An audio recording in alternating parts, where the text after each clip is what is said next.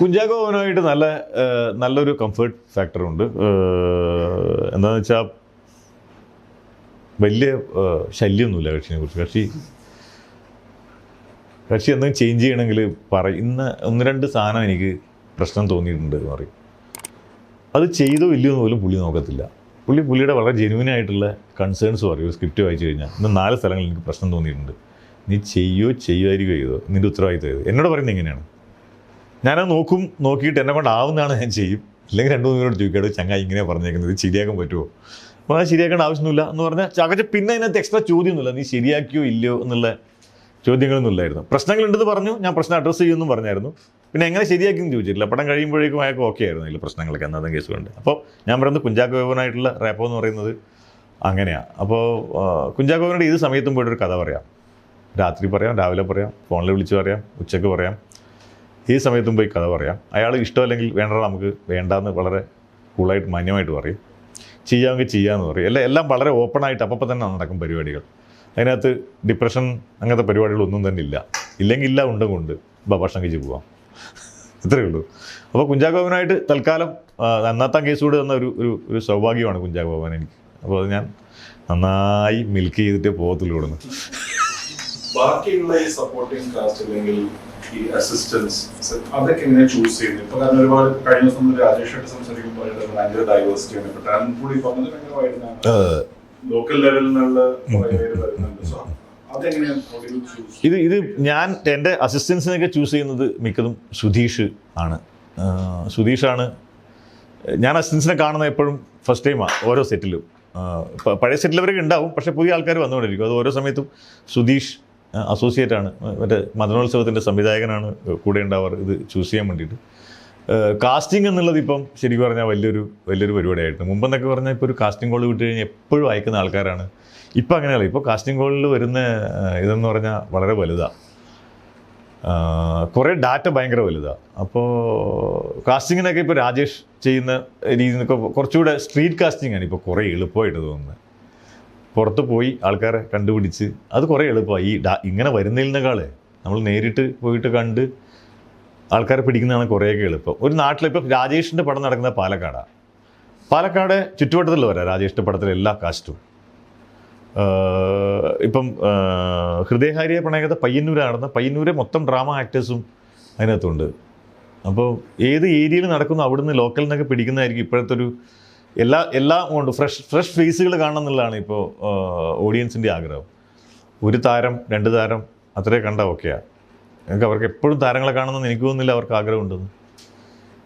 ഫ്രഷായിട്ടുള്ള സാധനങ്ങൾ കാണുമ്പോൾ ഓക്കെ ആണെന്നാണ് തോന്നുന്നത്. അപ്പം അതിന് വേണ്ടിയിട്ടുള്ളൊരു ഓട്ടത്തിലാണ് ഈ ഫ്രഷ് ഫേസും കാസ്റ്റിംഗ് കണ്ടെത്തുന്നത്.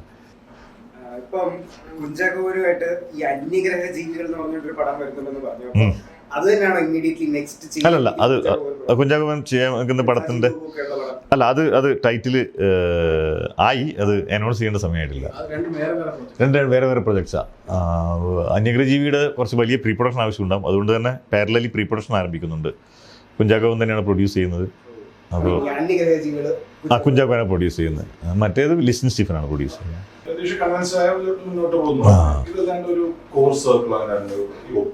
പിന്നെ അത് അപ്പോൾ കുറച്ച് ആൾക്കാരുണ്ട് അങ്ങനെ. നമ്മുടെ ഇപ്പോൾ ഗോപേട്ടൻ്റെ ജോണറുകളല്ലെങ്കിലും ഗോപേട്ടൻ്റെ ടേസ്റ്റുകളല്ലാത്ത സ്ക്രിപ്റ്റിലാണെങ്കിൽ പോലും ഗോപേട്ടന് വായിക്കാൻ കൊടുക്കും.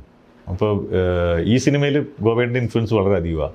ഈ സുരേഷിൻ്റെ സിനിമയിൽ ഡ്രാമ പാർട്ടിൽ തിയേറ്റർ പാർട്ടിൽ മൊത്തം ഗോപേട്ടൻ വന്ന് തിയേറ്റർ പാർട്ടുകൾ ഡയറക്റ്റ് ചെയ്യണോ, ലൈറ്റിംഗ് ചെയ്യണമെന്ന് വരെ ചോദിച്ചിരുന്നതാണ്.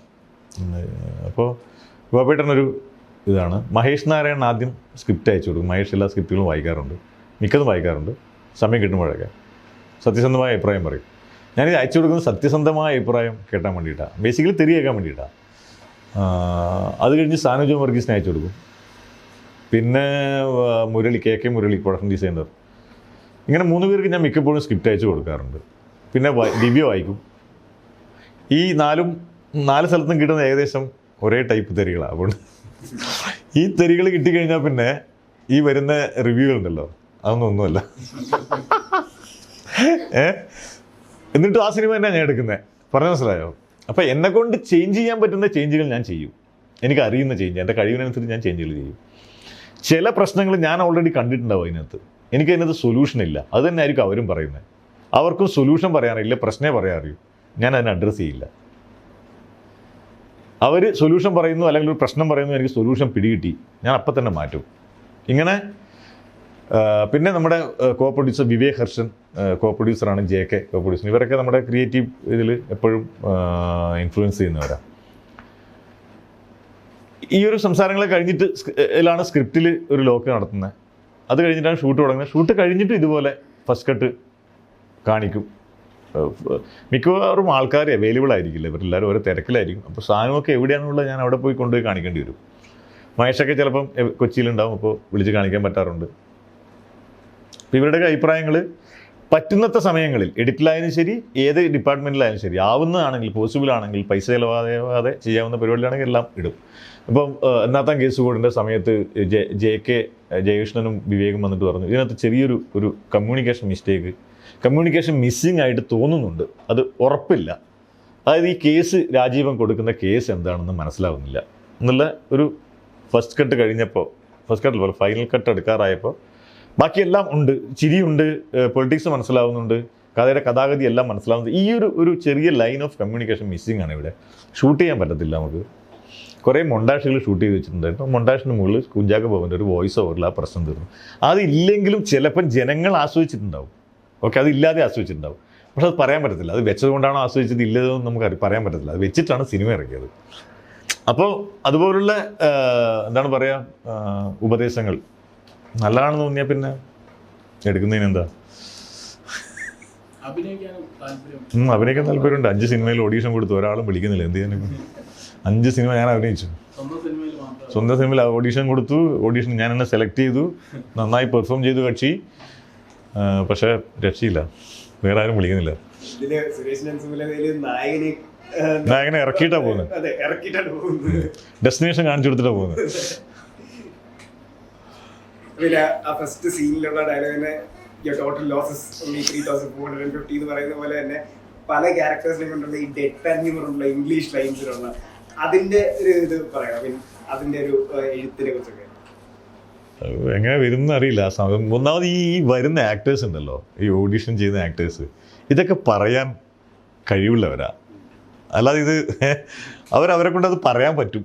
അങ്ങനെ പറയാൻ പറ്റുമ്പോഴാണ്. അപ്പോൾ ഒരു സ്ത്രീയൊക്കെ ഇംഗ്ലീഷ് പറയുന്നതൊക്കെ എഴുതിയിട്ടുണ്ടാവും. പറഞ്ഞ മനസ്സിലായി. ഒരു സ്ത്രീ ഇപ്പോൾ അതായത് മറ്റേ സുരേഷിൻ്റെ അമ്മ യശോദ എന്ന് പറയുന്നത് മരിച്ചവരല്ല, മറ്റേ അമ്മമ്മ എന്ന് പറയുന്നവർ നമുക്ക് കാണാം. അവർ കുറച്ച് മോഡേൺ ഡ്രസ്സ് ഇട്ടിട്ടില്ല അല്ലേ, ഒരു മാക്സി അല്ല ഒരു ചുരിദാർ ടൈപ്പ് ഷോലൊക്കെ ഇട്ട്. അപ്പോൾ അതിൻ്റെ അടുത്ത് അവർ ആ പ്രായത്തിൽ ആ ഡ്രസ്സ് ഇടണമെങ്കിൽ അല്ലേ, കുറച്ച് ചെറുപ്പം മുതലേ എഡ്യൂക്കേറ്റഡ് ആയിരിക്കാം, അല്ലെങ്കിൽ അവർ പുറത്ത് പോയിട്ടുണ്ടാവാം ആ ടൈപ്പ് ഡ്രസ്സൊക്കെ ഇടുന്നുണ്ടെങ്കിൽ. ഇല്ലെങ്കിൽ മറ്റേ മുണ്ടും ഇതൊക്കെയാണല്ലോ. അവരാണ് ഇംഗ്ലീഷ് പറയുന്നത് ആദ്യം അല്ലേ. പിന്നെ നമ്മൾ ഷൂട്ടിന് വന്ന മിക്ക ആൾക്കാരും ഇംഗ്ലീഷ് പറയുന്നു. പിന്നെ ചിലവർ ഹിന്ദിയൊക്കെ പറയുന്നു. ഒരു ചേച്ചി 10-60-70 വയസ്സിൽ ചേച്ചി ഹിന്ദി പറയുന്നു. ചേച്ചി കൊണ്ട് ഹിന്ദി അത് ഇത് നാട്ടിലുള്ളതാണ്. ഞാൻ പറയുന്നത് ഇപ്പോഴത്തെ കാലത്ത് ഭാഷ എന്ന് പറയുന്നത് ഒരു വലിയ പ്രശ്നമൊന്നുമല്ല. ഇപ്പം എത്ര ബംഗാളികളുടെ നമ്മുടെ നാട്ടിൽ, എത്ര പേര് ഹിന്ദി പറയുന്നതെന്ന് അറിയാമോ? എത്ര പേര് ഹിന്ദി സംസാരിക്കുന്നുണ്ട്, മോശം ഹിന്ദി അല്ലേ.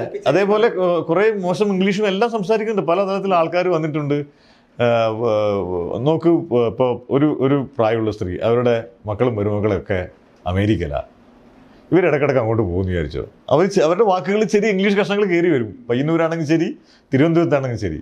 അപ്പോൾ അത് ഇപ്പോഴത്തെ കാലത്ത് നടക്കുന്നൊരു സാധനമാണല്ലോ അല്ലേ. അത് നമുക്ക് കാണാൻ പറ്റും. അത് ഇപ്പോൾ ഒരു സിനിമയിൽ കുറേ ആൾക്കാർ വരുമ്പോൾ അത് ഇതായിട്ട് തോന്നാം. പക്ഷേ ഇത് നമ്മുടെ ചുറ്റുപാട് നടക്കുന്നൊരു സാധനം തന്നെ. ഇംഗ്ലീഷ് പറച്ചിലുകൾ, ഹിന്ദി പറച്ചിലുകളൊക്കെ ഇടയിൽ കയറി വരുന്നത്.